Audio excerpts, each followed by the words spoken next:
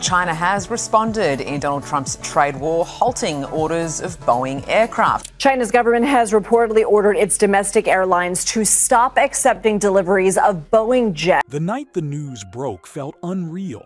Conversation feeds lit up, trading floors froze, and a single question flashed across millions of screens. Did Boeing really just walk out on the United States? What began as a terse press release detonated into a nationwide jolt, one that echoed far beyond airport runways or factory gates. In an instant, the company that once embodied American daring seemed to click the seatbelt sign, taxi down a geopolitical runway, and lift off for good. But that first tremor was only the opening rattle of something far larger. Boeing had always been more than fuselages and jet engines. Its plants in Seattle, Charleston, and Wichita felt like civic monuments, temples where generations etched dreams of flight into metal.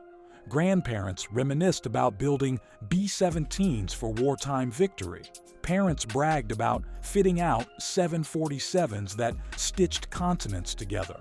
Kids drew 787s soaring over neighborhood parks and assumed the logo on their lunchbox would never leave home soil. Patriotism, paychecks, and polished aluminum fused into a single, gleaming story: industry as identity. Yet in boardrooms far from the factory floor, another story gathered steam. Steel and aluminum tariffs, trumpeted as a crusade to restore American manufacturing glory, landed on Boeing's supply chain like sudden gravity. Every rivet sourced from Japan, every flight computer assembled in Germany, every titanium spar forged in Russia ticked upward in cost. Foreign airlines, once eager to ink deals, recoiled as their own governments slapped retaliatory duties on U.S. aircraft. Overnight, a cutting-edge Dreamliner carried a price tag bloated by politics rather than engineering. Internally, panic flickered, then caught. Production engineers whispered about parts stuck in limbo at customs sheds. Finance teams watched profit margins bleed red as invoices ballooned. And in an executive conference room layered with decades of aeronautical triumphs, one agonizing verdict came into focus. Survival required a map that no longer pointed to Washington State or the Potomac, but to a border-crossing future nobody in 2016 could have imagined. Kelly Ortberg, newly installed at the helm, took the kind of gamble historians later underline in bold. A covert task force fanned out: Frankfurt, Dubai, Singapore, measuring runway lengths, regulatory humidity, tax atmospherics. After weeks of red-eye flights and sealed door briefings, Ortberg signed the order. Boeing's headquarters would move. The city name was withheld to tamp speculation, but the headline didn't need geography to shock. "American icon exits," one paper screamed. "Wings clipped by tariff war." In Midwestern living rooms, disbelief morphed into raw anger. How could decades of loyalty end with a corporate suitcase roll? Governors scrambled to broker 11th-hour incentives. Senators thundered that betrayal deserved punishment, not understanding. Still, spreadsheets in Chicago showed numbers no speech could erase. Staying meant bleeding, leaving promised oxygen. On Wall Street, Boeing's ticker swerved like a jet in crosswinds. Analysts called the relocation either a masterstroke of agility or a slow-motion self-inflicted dive. Defense contractors fretted. Would Pentagon clearance vanish if the C-suite lived overseas? Meanwhile, Airbus sent congratulatory bouquets, thinly veiled invitations for would-be Boeing clients to defect. "We've always believed in open skies," a rival exec quipped, twisting the knife. But that wasn't the whole story, because in dozens of glass towers across America, other CEOs watched Boeing's leap and thought, if they can jump, what stops us? Contingency memos sprouted. Legal teams drafted escape clauses. The new corporate mantra became painfully clear. National borders are optional. Volatility is not. Political fallout radiated from the Capitol. Supporters of hardline tariffs insisted the pain was temporary. Just strategic muscle meant to bend rivals back into fair play. Detractors pointed at shuttered machine shops and said the cure had outpaced the disease. Talk shows ran montages of laid-off machinists boxing up toolkits beside half-completed 737 fuselages. The American dream, they warned, can't survive if its crown jewels migrate. Months passed. The move hardened into reality. Boeing's new HQ, finally revealed as a gleaming campus nestled near a major European hub, buzzed with engineers speaking a cocktail of accents. Balanced logistics replaced tariff-entangled chaos. Procurement officers reopened deals with Japanese electronics giants, Brazilian wing flap artisans, Italian precision millers. Minus the political surcharge. The supply chain hummed again, if on foreign soil. Back home, whole towns faced identity crises. Wichita's school science fair once revolved around wing-loading demos. Now, its prize winner built solar drones to attract green tech investors. Seattle's graffiti artists sprayed wistful murals of 747 tails slipping past the Space Needle. Local colleges pivoted curricula from aerospace composites to quantum avionics, hoping to chase emerging industries that hadn't yet become politicized battlegrounds. Internationally, governments smelled opportunity. Germany dangled research grants. Singapore promised customs lanes so slick they felt invisible. China, dreaming of C919 dominance, courted every supplier bruised by American uncertainty.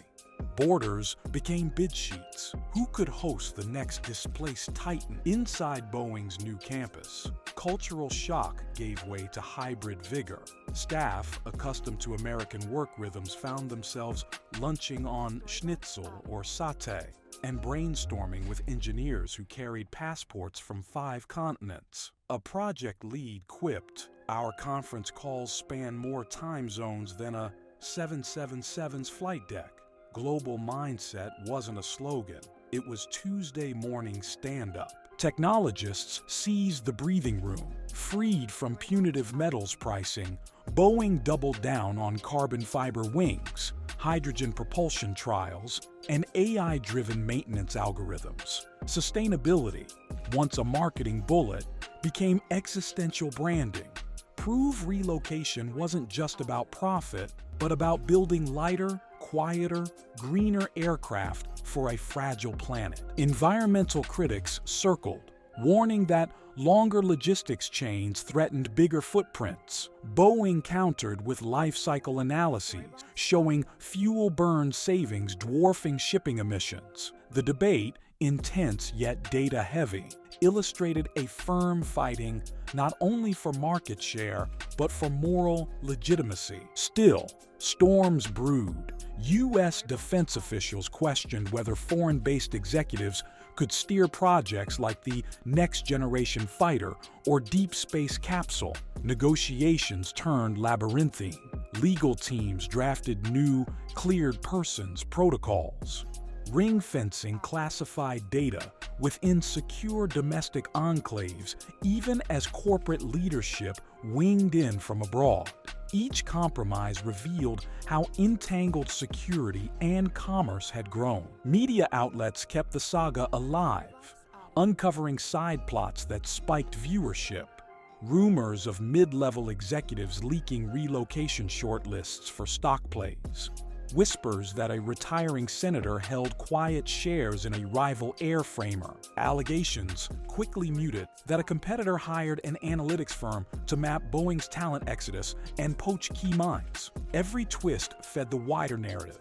Global capitalism operates like high-altitude weather, vast, shifting, ultimately indifferent to national boundaries. American unions, long wary of outsourcing, organized rallies draped in winged logos and hometown memories. Speakers invoked Rosie the Riveter and the Apollo launch teams, pleading for a renaissance of domestic production free from tariff whiplash. Yet, as marches wound through downtown streets, screens on nearby electronics stores broadcast footage of Boeing executives shaking hands with European ministers under flags stitched from stars not in the U.S. constellation. Symbolism stung deeper than spreadsheets ever could. Meanwhile, universities in Chicago, Boston, and Melbourne folded the case into MBA capstones. Professors challenged students, draft a risk map for firms straddling warring trade blocs,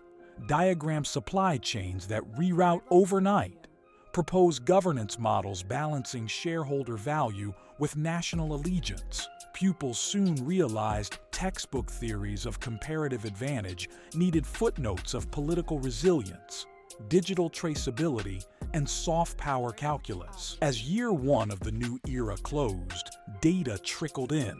U.S. aerospace exports sagged. Rival hubs posted modest spikes. Yet certain American states rebounded by courting electric air taxi startups and satellite internet constellations. Adaptation, though painful, sprouted fresh shoots. Economists argued the long-term ledger remained unwritten. Boeing's marketing campaigns leveraged both nostalgia and novelty. A glossy spread showed a Dreamliner silhouetted against sunrise over its new HQ skyline. The tagline, same vision, broader horizons. In fine print, a pledge to keep 80,000 U.S. jobs through assembly plants and R&D outposts, a calculated balm for bruised pride. Privately, Ortberg conceded the public relations gymnastics wore thin, yet numbers mattered, order books steadied, suppliers returned, and R&D budgets ballooned without tariff drag. Survival had demanded painful recalibration. Now the company eyed expansion, from electric cargo craft darting between Asian megacities to lunar lander modules contracted by a coalition of spacefaring nations. This success story, though, amplified existential unease across corporate America. If Boeing could transplant its heart and still beat stronger, what anchor truly held any multinational in place? The phrase, "too American to leave," vanished from PowerPoint decks. Instead, risk committees tracked geopolitical sentiment indexes and built-in HQ fluidity clauses. Boardrooms speak for Bolt when storm clouds gather. Washington felt the tension. New bills proposed carrots, research tax credits, zero tariff corridors for compliant supply chains, and sticks, loyalty taxes for firms fleeing abroad. Lobbyists lobbied. Think tank op-eds toggled between alarm and laissez-faire bravado. The electorate, watching with equal parts fear and fatigue, wondered whether patriotism could pay the mortgage. Yet beneath the policy jousting, a subtler transformation unfolded. Workers once bound to a single employer embraced portfolio careers, shorter tenures, cross-industry skill hops, remote projects spanning continents. A machinist in South Carolina might now freelance via augmented reality toolkits for plants in Sao Paulo and Toulouse without relocating. As companies drifted, talent flowed, finding equilibrium in mobility. For Boeing, Chapter 2 of its overseas saga began when its flagship Ecoliner completed a record-breaking zero-carbon test hop, live-streamed to millions. Comment sections flared. Still American at heart, corporate turncoat, proof tariffs can't clip true innovation. The plane touched down, and Ortberg addressed reporters. We never left our values, only our zip code. Cue 1,000 think pieces parsing whether ideals outrank addresses. Behind him, the jet's gently curving wings caught golden dusk light, an image destined for history books. It whispered a complicated truth.